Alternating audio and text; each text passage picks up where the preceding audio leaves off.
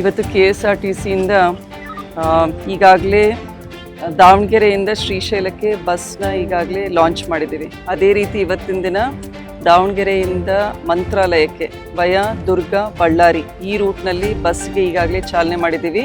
ಪ್ರತಿದಿನ ರಾತ್ರಿ 9 ಗಂಟೆಗೆ KSRTCಯಿಂದ ಬಿಟ್ಟು ಬೆಳಗಿನ ಜಾವ 4 ಗಂಟೆಗೆ ರೀಚ್ ಆಗುತ್ತೆ ಮಂತ್ರಾಲಯ. ಅದೇ ರೀತಿ ಮಂತ್ರಾಲಯದಿಂದ ಬೆಳಗಿನ ಜಾವ 11 ಗಂಟೆಗೆ ಬಿಟ್ಟು ಸಂಜೆ 6 ಗಂಟೆಗೆ ರೀಚ್ ಆಗುತ್ತೆ. ಸೊ ಪ್ರತಿದಿನ ಈ ಸರ್ವಿಸಸ್ ಕೊಡ್ತಾ ಇದ್ದಾರೆ KSRTC ಡಿಪಾರ್ಟ್ಮೆಂಟಿಂದ.